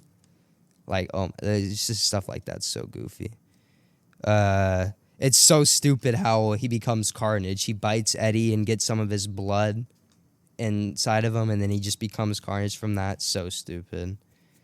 A lot of the Carnage scenes looked cool, but I liked how at the end the bells ringing like it's Spider-Man 3 and the sounds affecting them. All that stuff's fine. I don't know. Do you remember the cop from the movie? The guy that at the very like that one cop guy who was an op. The one who shot. The girl. He. I think they were setting him up to be Toxin, who's like another symbiote villain for Venom 3. I don't know why they're gonna do a Venom. Hopefully, they're gonna do a Venom 3. It's confirmed. They were setting up to do it. They're setting up to do a Venom 3. Hopefully, it's better than these two, but. There was an after credit thing, and the Spider-Man post credit scene was very cool. But they do literally nothing with it in No Way Home.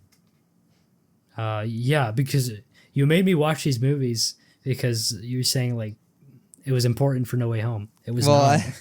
I know they weren't important for No Way Home, but still, I thought there's references it for into the Across the Spider-Verse, and there's references it in No Way Home, so why not? The main reason I wanted you to watch I like the first Venom movie. I don't think it's bad. I think it's watchable. Yeah, it's not bad. I really like when Venom says F that much. Yeah, I like when Venom says F this guy at the end and just eats Carnage like you said. Yeah, oh my God.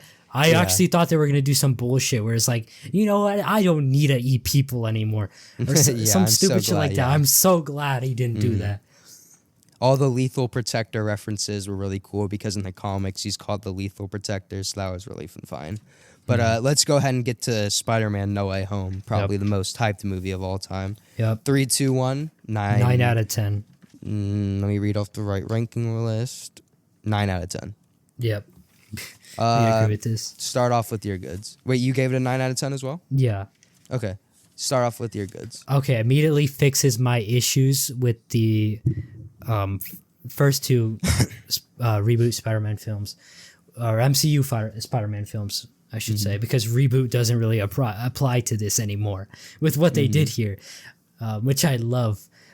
So yeah, my main issue with this series was that there wasn't really any like downsides or negatives to being Spider-Man that Peter was facing. Well, there was, of course, not Spider-Man. But it's not Spider-Man. It's not this tragic thing where it's like a sacrifice to be Spider-Man. And this, it so is at the end.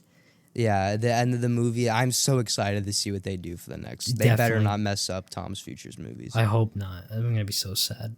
The opening of this movie is really fun. I love how they immediately bring JJJ back from the original trilogy. It's so awesome. He's hilarious in this movie. This movie is definitely the least funniest, but it's understandable because the Oh, things yeah. that happen. But Flash is pretty funny at this little bit of the start when he's in it. I like him at the start seeing the Halloween decoration in the one store when they're the one store MJ's working at. He looks at the Halloween decoration and gets the idea to go to Doctor Strange. Which Doctor Strange, I'm not entirely sure how I feel about him being in this movie. I don't like Doctor Strange in this film. Like, Mm. I just don't like his scenes, and I feel like a lot of the fault was on him, and they frame it as it was Peter's fault, which it was mostly Peter's fault. But he immediately tells Peter, "Oh yeah, we can just do the spell." And when they're doing the spell, he's the one who fucks it up and immediately thinks, Peter's "Oh yeah, still I'm just gonna Peter's erase still an all their idiot in this memories." movie. Definitely, but Peter's he still an learns idiot. by the end. I know he's changed for sure. The Iron Spider suit is so CGI in this movie.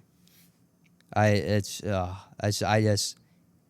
Iron Spider suit isn't for me. It looks good. I guess let's go ahead and mention all the original people coming back was great. The very first Doc Ock scene on the bridge when Green Goblin comes back too was so hype. I love that so much. That was really The fun. action in this scene is in this movie is really good. Way better than the other two. The one MIT lady who the MIT counselor lady was the cop lady in the first season of Barry, which I never noticed. That was pretty cool. But yeah, the bridge scene was awesome. And I love how, like, when all the characters are introduced, like the villains, the other Spider-Man, you get little hints of their themes in the background. Like, whenever they're talking or something, you get to hear, like, a hint faintly of their theme in the background. I didn't notice. Oh, my God. It's so good. I thought the Lizard was, I thought he was cooler in this movie than he was TASM 1. I thought the Lizard was fine here. I also liked the electric guy a little more. Electra was really good in this movie. Because the way they did it in the TASM movies, she was very fucking weird. Yeah. I felt like they redeemed his character a little more in this one. Well, I mean, I guess understandable he's weird, but yeah, I can see what you mean. It's a little too weird with the whole being obsessed with Spider-Man thing. It's kind of goofy, but when Electro shows up, like, you get to hear a slight thing of his theme. It's so good. I love the Sandman and Electro appearing scene. That was really fun. I like how quickly it gets into all the villains. Like, this movie pace just keeps up. Like, stuff's always happening, and it just gets better and better. I love all the banter between the villains as well. Like, how they're all talking together in the scenes when they're all, like, trapped in the little prisons. I love the banter between the villains. It's hilarious. Hold on. I'm reading through my notes. I had, like, a huge paragraph for this one. Oh yeah, I had some few questions. Isn't it like a bunch of plot holes that comes with this?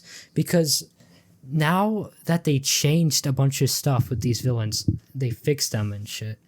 What happens to their universes now? Like the butterfly effect. I have no idea. That's a very good question. With the Toby and Andrew Spider-Man, I feel like their whole future would be affected. My guess is that they're in a different timeline, so therefore it's a different universe. So for them, nothing's affected. It's the Spider-Mans from the it's the Spider-Mans and the villains from the movies we saw. I'm pretty sure that was confirmed. What? So all the villains and the heroes from the movies they came from were the ones in No Way Home. What are you not understanding what I'm saying? I just don't understand. The villains and the heroes that were like in the Toby and the Andrew, like Andrew from the TASM movies is the one in No Way Home.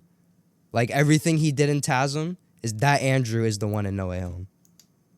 Okay, yeah. Like everything they did, like the everybody they bring back is from those movies. Yeah, well, I thought maybe it could be like there was a universe where Dr. Octopus was fixed and he never actually died. But for the Andrew and Toby in the movie, everything that happened still happened when they came back. Interesting. Yeah, I like to see the aftermath of that, and the whole canon event thing that ends up becoming true and Across the Spider-Verse. This Peter breaks the multiverse. Spider-Man 2099 should be going after this Real. Peter, if anything. Hopefully, I didn't remember. I don't believe there was any Tom Holland Spider-Man Across the Spider-Verse. Maybe they were trying to avoid that or something, or maybe they're saving all the live-action Spider-Man for the third Beyond the Spider-Verse movie. I'm excited to see what they do for that. I like you've never played Spider-Man PS4. You played a little bit of it, but there's the Feast location, the place Aunt May is working at. Yeah. The Feast thing was really cool to see. I hate Green Goblin breaks his helmet as soon as he appears. Like, he has that really cool helmet and he just smashes it. That scene, I remember seeing that scene all over the internet. I thought that was from the original Spider-Man, but it wasn't. Speaking of scenes from the original Spider-Man, they reused a bunch of scenes. Oh, yeah. By the end when they're curing, especially only for Sandman and Dr. Connors. Yeah. They reused a lot of their stuff. I guess they didn't want to get the actors, too much actors to pay for. I get Peter not wanting to send the villains back so they can die, but it's just so much. That's so much to go through. Yeah. It's gonna happen anyways. It's just, well, I get that's the whole point of Spider-Man. He wants to save everybody, but come on. The whole multiverse is not worth these few. Imagine he did send them back and it was like a 30-minute movie. if they send them back though, would they get sent back at like the exact moment they were in, or like? Probably. Oh. Actually not. No, because time went by in their universe, so time had to go by in the other universe. Yeah. I like the start of the Strange fight, when the very first Strange and Peter fight, but then when they go to the mirror dimension, the CGI just like, it becomes way too much. The CGI is way too much in that mirror dimension scene, where like all the buildings are going into each other and stuff and whatnot. I think they used Doctor Strange enough in this movie. Like, I think they used them just perfect. Like, he wasn't in it too much or anything. Yeah, if he was in it too much, I think it would have ruined a lot of it. Yeah, the geometry thing was cool when he used math to beat Doctor Strange, but realistically, Doctor Strange should be able to break out of those webs and come back for Peter easily. That was kind of but I like when Peter's making the chip to put in the back of Otto's neck to cure all of them. I like the one offer Osborn gives Peter, telling him like he could come work at Osborn if he comes to different dimensions. Like, that was just little cool stuff. The references, like, yes. I'm somewhat of a scientist myself. There was a lot of Tom imitated. Like, there was the one scene where Tom's saving the people and the cars, just like in the first TASM movie. He's dodging the Green Goblin's blades, like how Spider-Man did in the very first movie. There was just a Tom not copied, but like he did like a lot of like things similar to like a lot of references to the other movies, which there's so many references. I loved so much that scene where Andrew Garfield Spider-Man saves MJ. Yeah, oh my God, one of the best scenes in the movie. Yeah, so good. Like, it's so emotional. And I'm just like, oh my God, she falls in the exact same way. Yep. Peter, and then I like how Peter one's not able to save him, and then he comes out of it. Like, it's so good. Andrew Garfield was immediately like, I'm not letting this happen again. And it's so good. I wish Peter one after that wasn't immediately just like, are you all right, okay. Yeah, I know, right? Yeah. I didn't think they would have the balls to kill Aunt May. Yeah, me neither. I was not expecting that. But it was so sad because we never see Ben's death, so I think it was needed. He finally gets the suffer in this movie. I know. As horrible as to say, but it's true. Yeah, that's what we were missing. And I love how she's the one, she says, with great power comes great responsibility. And like, you think Aunt May is going to be fine, and out of nowhere, she just randomly collapses. And then the FBI people start shooting at Spider-Man. And then you see Happy pull up and see everything going down. Oh my God, it's just so emotional. Police in all the Spider-Man movies are so fucking dumb. Horrible. I just got to say. Especially in like that one scene from the first TASM where Spider-Man's just there. He has the guys on the wall with the spider webs, and he does nothing, and the cop shoots him. Literally. I think I really like Tom in Civil War, but I think all three Spider-Man are best represented as Spider-Man in this movie. Like, I think Andrew's the best he's ever been in this movie. Toby's the best he's ever been in this movie. I love the banter between the Spider-Man. They talk about the organic webs. They bring up the organic webs multiple times. It's literally like what we were talking about, too. Yeah. The JJJ billboard scene at the end, when it's like raining and stuff. That looked really cool. But yeah, all three of these Spider-Mans I think is the best representation of all of them. I love how they brought the original actor for Jameson. Yes. Ned having Doctor Strange's powers. How do you feel about that? It's not like he really had his powers. He just had the tools to use it. So I was completely fine with it. Well, no, Ned had the portal powers. Ned has Doctor Strange powers where he can open the portals. Well, I don't remember Doctor Strange, so I wouldn't know that. That's crazy. I didn't know he actually had the magic powers. It's weird. What's the lore behind that? Is it like some families have it? It's just so random. That's why I don't know how I feel about it. It's just out of nowhere. No, like, but why can Ned do this? In the actual lore, where does the magic come from? I don't fucking know. Maybe it's descended by families. So maybe it actually... Possibly. Maybe there's an explanation there. In this movie, but the second Andrew comes on screen, he's still the best Spider-Man out of the three. He's the best Spider-Man in this movie, easily. All their suits are improved, especially Andrew's and Toby's. The gold spider suit looks pretty bad. But the suit at the very end of the movie, in the final swing, the one he makes by himself, finally, he makes himself a good suit, was so good. I loved it so much. Oh my god, I did not expect that, but I like that a lot. It's sad, like, when Andrew's there, he's talking to all the other Spider-Men and saying how he's, like, lame. Because... people don't like his movies. I love, that is my favorite scene in the movie when Toby's like, hold on, you're not lame. You're the amazing Spider-Man. Like, that is my favorite. It was You're so amazing. Good. Yes. I love how you can hear all their different thwip sound effects. Like, Andrew still has his web sound effects. Toby still has his classic thwip sound. And then Tom has his. I really like the lab scene when they're creating all the cures for the different villains. And they're all talking about, and Ned's asking about if Peter ever had a best friend. He's like, yeah, he died in my arms. And then Ned's just looking at him. It's just so funny.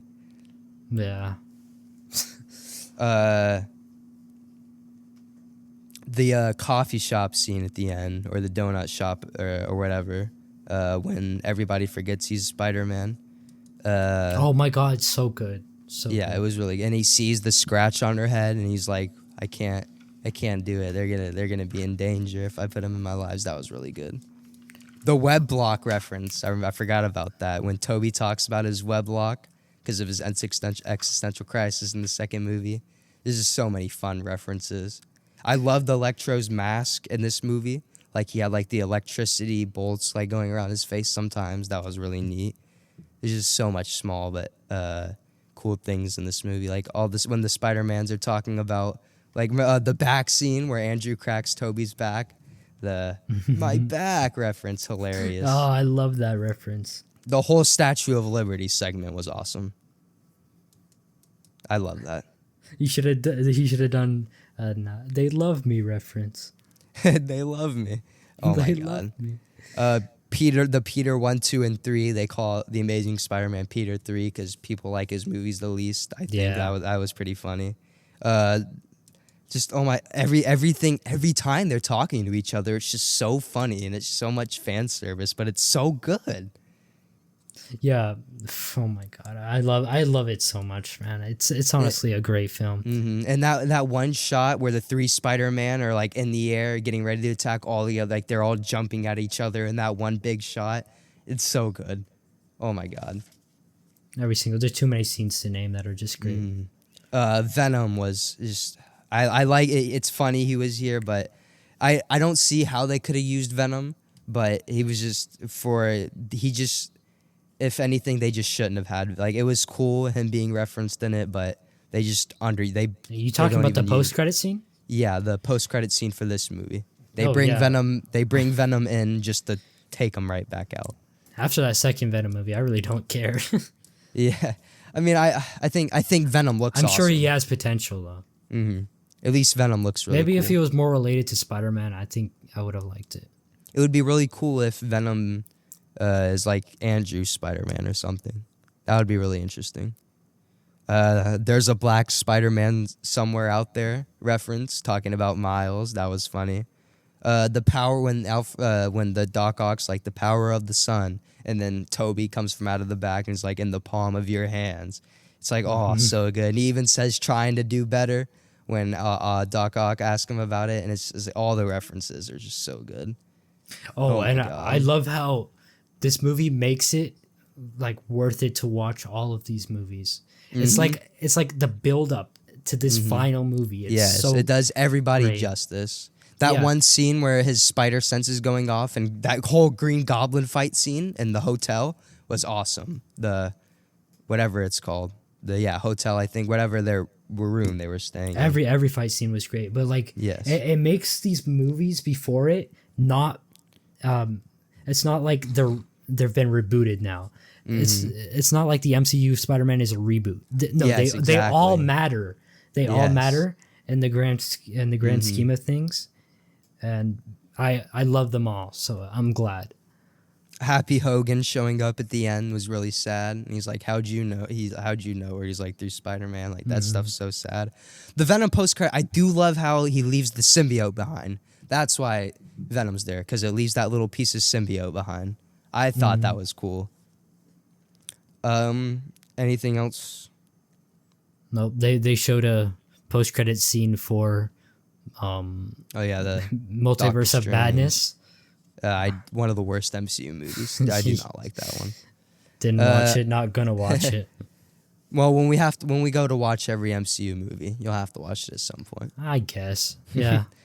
I like the Lego figure at the end. The Darth Sidious is his name, right? From the very first Homecoming movie. I like how Spider-Man still has the figure.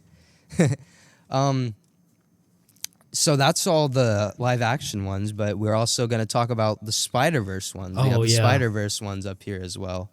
Very quickly. Yeah, we will go over them fairly quickly because, they're not live action. Into the Spider-Verse, 3, 2, 1. 9.5 out of 10. What did I give it? I'm sorry. 9 out of 10. I give it a 9 out of 10. Oh my god, the colors, the music, the action. Such a classic. The storytelling, everything. Literally So every good. single part of this film was gripping, and I loved it. The dynamic with the Prowler was great. All the references and the foreshadowing, the Miles being the anomaly and the Spot. Oh my god, genius. The filmmakers are literal geniuses. Yeah, and they planned it out from the beginning, from Into the Spider-Verse all the way to Beyond the Spider-Verse. Kingpin being the main villain, I thought was so good. I really liked Kingpin as the villain. No, he's a great villain. Miles' relationship with his parents is so good. Miles Especially is in the Peter. second one. Yeah, it's very good in the second one. Miles is Peter with the blonde hair is like a very good Spider-Man. I really wish he didn't die and we got to see more of him. He was really awesome. But Peter B. Parker is awesome too. He's like one of the best Spider-Man interpretations we've got. And that whole scene at the Alchemax where Peter's teaching Miles how to swing and be Spider-Man, and he's like learning how to do his invisibility stuff and whatnot. It was all so good. And there's so many small details too, like the frame rate stuff with Miles being like a lower frame rate than Spider-Man, and then as he starts to learn and like does the swinging stuff, his frame rate like increases. It's crazy. The whole Collider fight near the end of the movie, where all the Spider-Ham, Spider-Noir, Penny Parker, Spider-Gwen, all great. They all get their moments to shine. The What's Up Danger, the leap of faith scene at the end, Miles' conversation with his dad after he got webbed up by Peter and he's stuck in the chair. The movie's just so good. Easily It's kind of unfair to have these movies on the list because of how good they are, but they are Spider-Man. They're Spider-Man movies. They're Spider-Man movies made by the same, well, not made by the same people, but by the same company. Great movie. You're a psychopath if you don't like it. Across the Spider-Verse. True. 3, 2, 1. 9.5 out of 10. Yes. It was everything, even when it was just dialogue. It was a lot of dialogue for the first half, and I loved it. I was never bored. Never bored. It was so good. The 20-minute Gwen opening. It was off-putting at start, but then like you get to see it play out, and the Renaissance Vulture comes in, which is so cool. Spider-Man 2099 shows up. The whole thing with their dad at the start. It's all so good. And the colors, oh my, every frame of this movie is just excellent. Oh my God. And the frame rate thing, like you said, is done best here. Like with Spider-Punk. Yeah, Spider-Punk moves a lot. Spider-Punk is, I'm not going to talk, I don't want to get too much into the animation because we want to keep these short and everybody praises the animation. But the Spider-Punk was just so cool. Like the way his frame rate was way slower than everybody else's was just so neat. It was awesome. The attention to detail is insane. And seeing this movie was really important to me. I don't know if this was the very first Spider-Verse thing ever, but the Spider-Man Shattered Dimension and Edge of Time games were all games with like Spider Noir and Spider-Man 2099, and I played those when I was young. So like I knew it, like this movie was really hype for me, and I've seen all the other movies. So like I got the Andrew reference in the movie, I got the Venom reference in the movie. Like, oh my God, it was like No Way Home was like a big build up for the live action stuff, but this movie is like a build up for everything Spider-Man. Even for me, with me having no knowledge of any Spider-Man stuff before this movie, it was so good. I loved it anyways. I've always loved the Spider-Verse stuff when it came out. It was always good, even when I never cared for Spider-Man that much. We watched the first episode of Spectacular Spider-Man. How did you feel about that? It was really good. I actually liked it a lot. Yeah, that's people love. That's one of the best cartoons of all time. We'll Great definitely have to watch episode. more of it. Yeah, but he was in this. He gets a chance in this movie to have his. Oh, that was such a highlight for me, seeing him in this movie. The whole the whole Spider Society chase scene was one of the best action sequences I've seen in my entire life. It was so good, dude. It shows how good Miles is at being a Miles. Spider-Man. After this movie, Miles he's like one of the most powerful Spider-Man. I know. It's crazy, dude. It's so good. I love it so much. All the cameos in the movies, like all the whole Mumbattan thing, the Spider India stuff is great.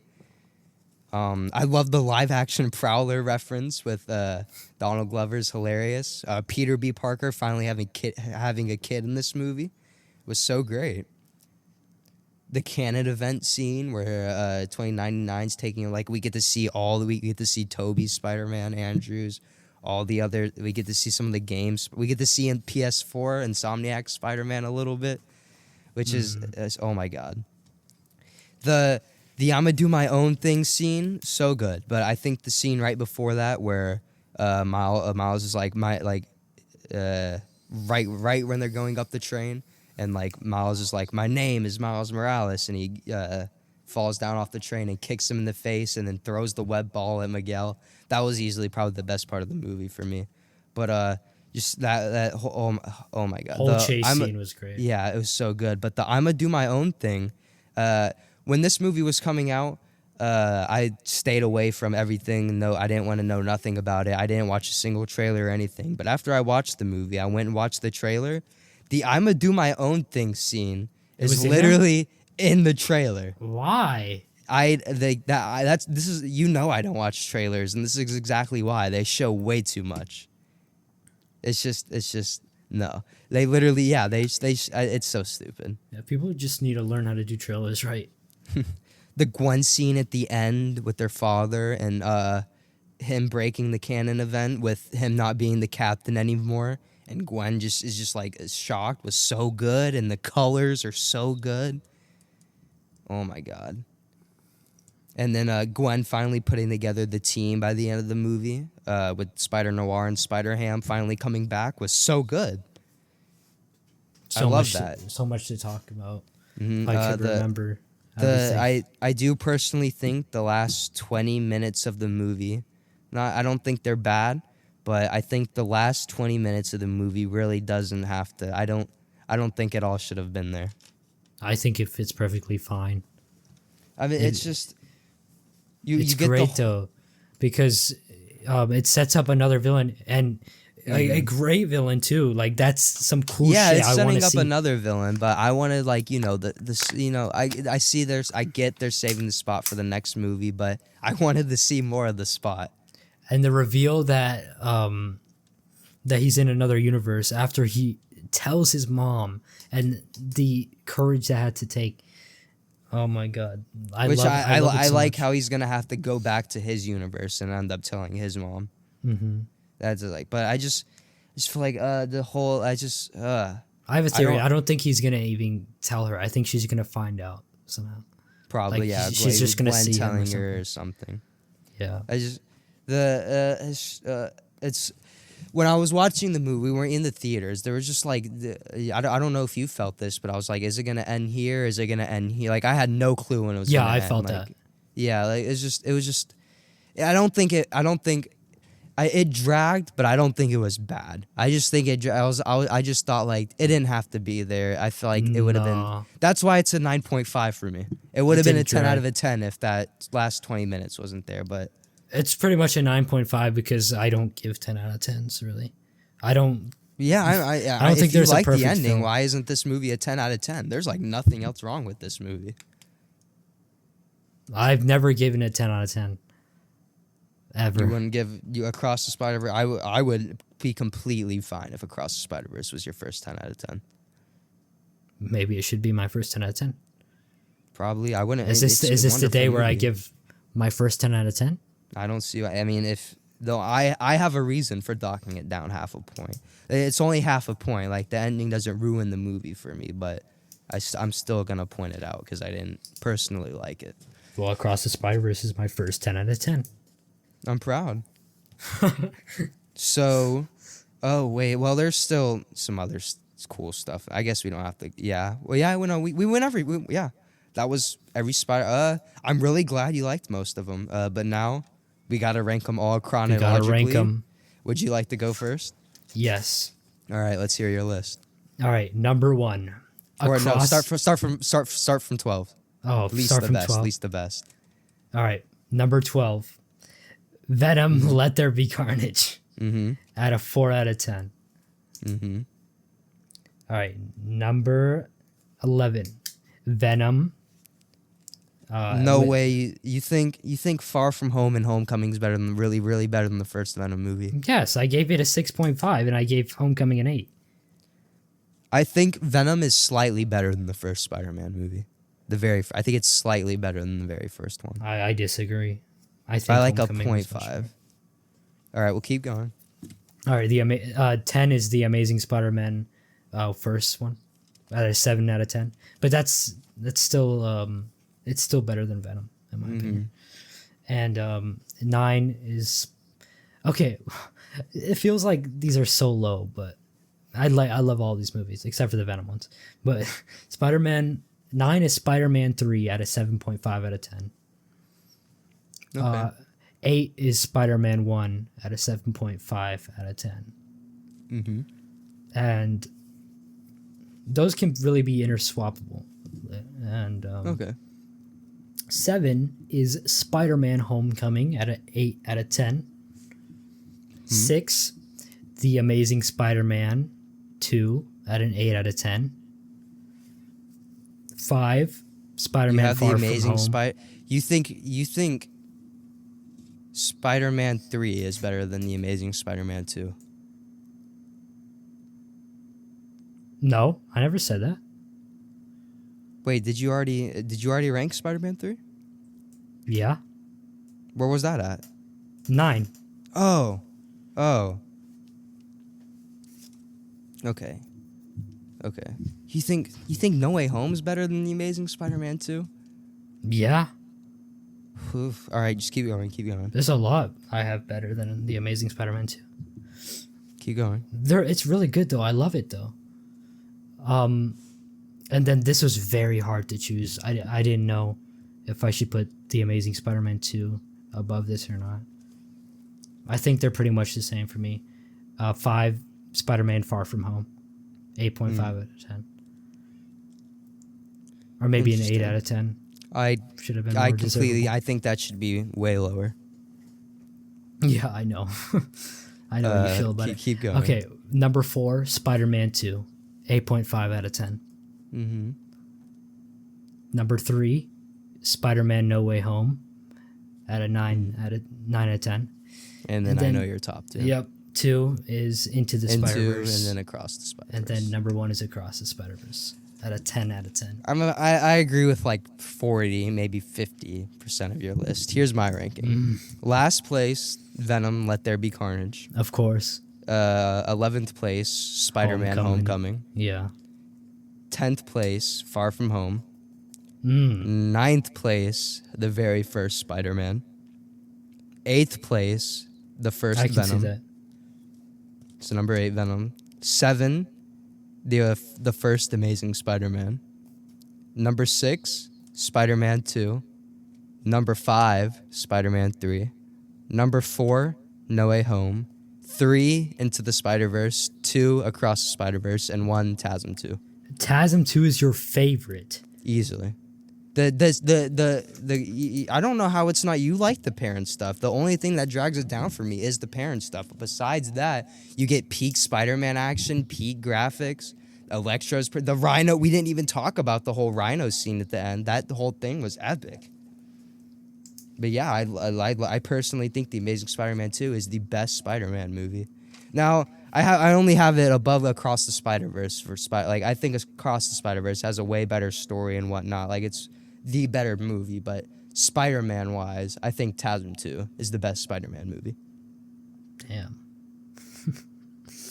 I did not expect that. I expected Spider-Verse to be at your top. But it's kind of unfair. I said, why not have one? It's just expected to have Spider-Verse at the top. So, I mean, I'm not only doing it because of that, but you know. Yeah, a lot of this was very hard to pick.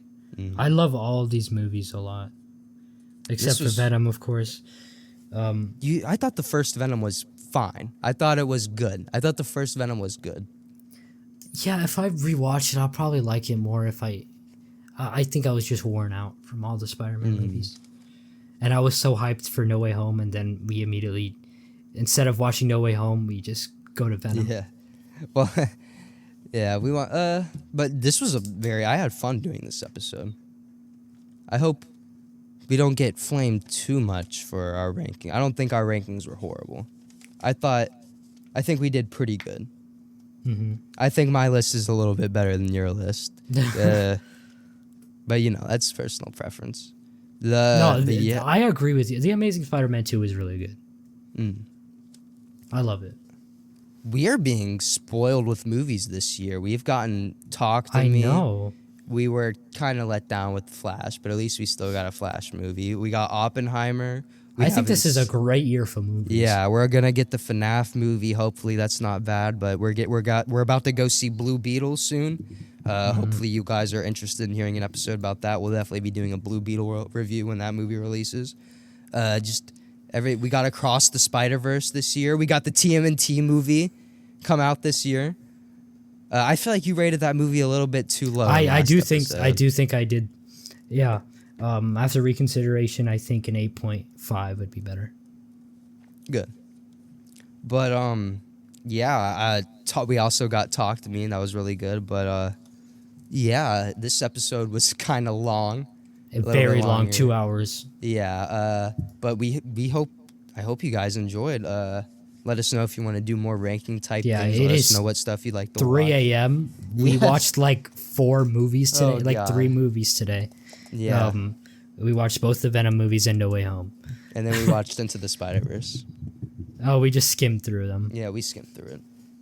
Because it was fresh in our mind. But yeah, I had a lot of fun. This is a very good episode. I hope you guys enjoy it, and I guess we'll see them in the next week. Yeah. what are our plans for the Critical Crew? We gotta work on some videos. We've been focused on the pod, getting the pod app. Go check out our main channel. Go check out our Spotify. Go check out our main channel. We got Spider-Man related superhero pop. The stuff we talk about on the podcast is all on our main channel. Make sure you go check that out. Rate us 5 stars on Spotify, please. We're working on a Discord server for you guys, so we can have a little hangout spot. You guys can ask us questions and whatnot. But feel free to comment. We'll respond to comments and whatnot. But oh yeah, thanks for 700 subscribers on the main channel. That is insane. Yes, I am very proud. That is really close to 1,000. Thank you guys so much. Please come to the podcast. We enjoy doing this a lot. So, Yep. But yeah, we'll see you guys next week. Yep. See you all next week.